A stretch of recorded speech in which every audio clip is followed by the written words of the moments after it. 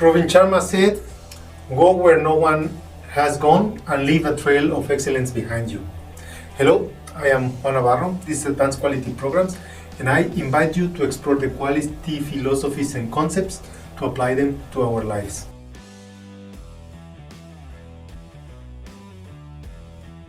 We all know when something is of poor quality, but defining what quality is, and more specifically how to implement a quality strategy, is a little bit more complicated.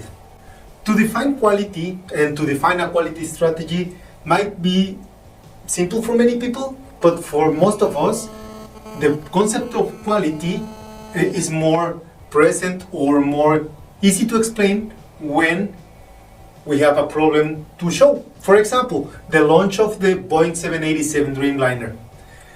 This launch suffered many delays and many problems appeared that increased the estimated time for the development, taking the initial timing for a project from 4 to 8 years, with a cost of about 32 billion additional pounds against the original plan.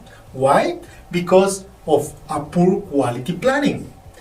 Another example is this famous media scandal of Toyota, when in 2010 the giant car maker suffered a reputation damage irreversibly when they were still the leader of the automotive industry. But because of a quality problem on their cars, specifically on their accelerators, they had to face recalls for more than 9 million cars, and unfortunately that created 52 deaths.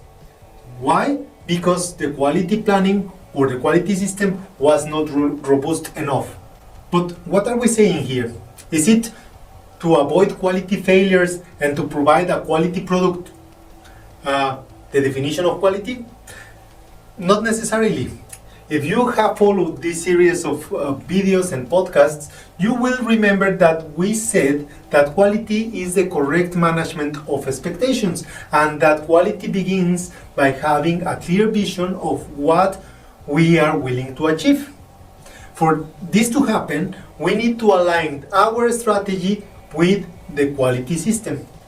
In the past, quality was not considered as part of the organization fundamental strategy. However, the new trend demonstrates that for any organization to meet or to exceed the expectations, this should contemplate three basic fundamentals.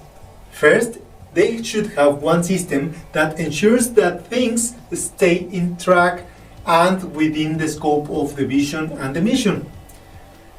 The organization should have one governance that allows the objectives of the organization to be achieved, and this translates them into concrete actions.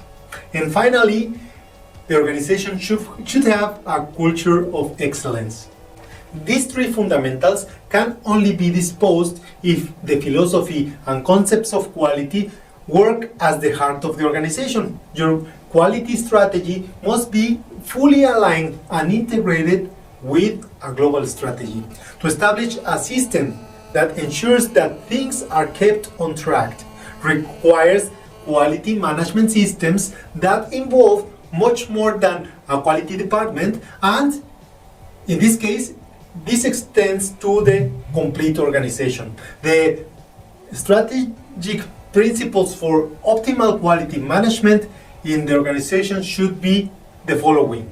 The first is the customer orientation, which means that we should meet and exceed the current and future needs of our customers. This should be the main focus of our quality management system. The second is the leadership. This means that we have a unified direction that is focused to the mission. This comes from having a clearly defined vision.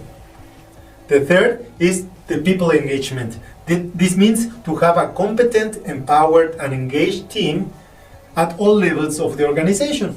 The fourth one is the process approach, which means to understand activities and processes that are linked together and work as a system to produce effective and efficient results. The fifth is the improvement. Successful organizations keep focus on continuous improvement. The sixth is the evidence-based decision making, which means that we need to guarantee that the decisions are made using analysis and evaluation of data to produce the desired outcome and actions. And finally, the relationship management. That means that we need to identify the important relationships within and outside the organization, such as suppliers and partners, and through their relationships, an organization should establish a plan to keep and nurture all of these relationships for driving sustained success. A culture of continuous improvement can be quite difficult to achieve because it is about changing the hearts, minds, and cultures with actions. However, to establish a quality strategy and consequently a quality management system becomes the heart of any organization that is laying the foundations to allow a sustainable development for the success from the present to the future practices.